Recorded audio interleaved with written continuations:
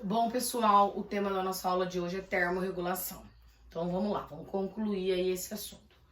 Então vamos entender que o ser humano ele é homeotérmico. O que quer dizer isso? Ele busca em diversos mecanismos manter a temperatura corporal.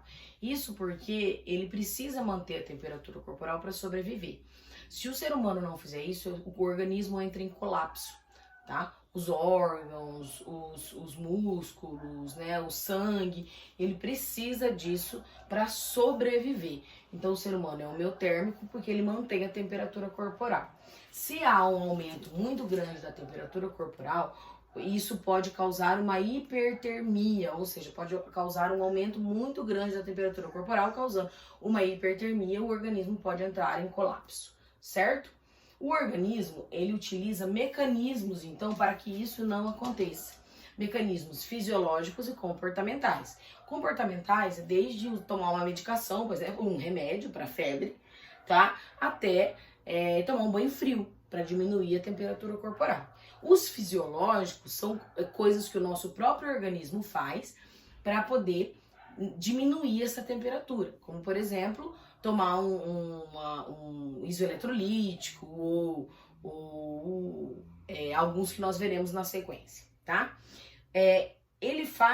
O organismo ele utiliza esses mecanismos, tanto fisiológicos quanto comportamentais, com o objetivo de produzir, de reter e de dissipar calor. Quando o organismo ele utiliza esses mecanismos de retenção, de produção e de dissipação de calor, ele está fazendo o que a gente chama de homeostase térmica, tá? A homeostase térmica, então, ela é a busca pelo equilíbrio da temperatura corporal. Quando a temperatura corporal ela aumenta muito, há necessidade de regulação. Por isso que a gente fala que é termorregulação, que vai ajustar a quantidade de calor produzida ou dissipada ou que o organismo ele está submetido. No nosso organismo, nosso sangue é ele é muito eficaz no que se refere a armazenar calor, tá? O sangue, por isso que a gente fala, a pessoa tá de sangue quente. Lembra dessa expressão? Porque o sangue é extremamente eficaz no armazenamento de calor. Tá, e aonde entra o exercício físico nesse cenário todo? Quando a gente faz exercício físico, a tendência é que a nossa temperatura aumente, principalmente em condições ambientais muito quentes, né? Quando o ambiente tem uma temperatura muito elevada, né? O organismo submetido a temperaturas ambientais muito altas. Então a gente tem, tá? A gente tem duas situações que podem acontecer quando a gente está em situação de exercício físico.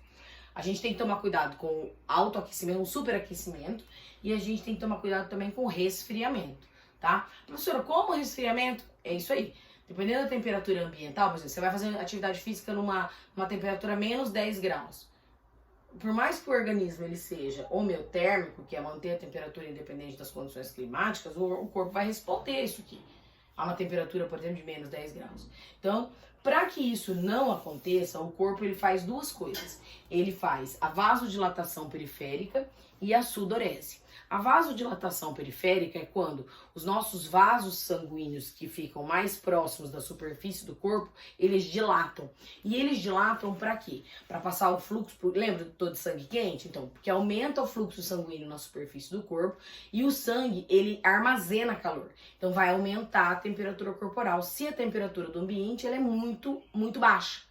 Tá? Justamente para fazer isso, independente das condições climáticas, o corpo tem que manter uma temperatura aí de 36, 36,5 graus para poder deixar que os órgãos funcionem, para os órgãos não entrarem em colapso, tá? E a sudorese. A sudorese é a liberação de calor. Se o calor interno está aumentando muito, eu preciso liberar calor para poder manter essa temperatura de 36, 36,5 graus. E a sudorese é uma delas. Mas se você faz atividade física, faz exercício físico e não se hidrata constantemente, o que vai acontecer? Vai acontecer que você não vai ter esse suor, né, esse líquido para liberar por meio do suor. Então, você pode, ao invés de você melhorar a sua condição fisiológica, você pode piorar e entrar em situação de desidratação. Por isso que é muito importante quando você faz atividade física, exercício físico, ou se coloca em uma situação que há aumento de temperatura corporal, que você se hidrate constantemente, faça a reposição desse líquido que vai ser liberado para termorregular o seu organismo. Beleza? Anota no seu caderno, faz esse esquema lá e vamos que vamos. Hashtag fique em casa. Beijo no coração.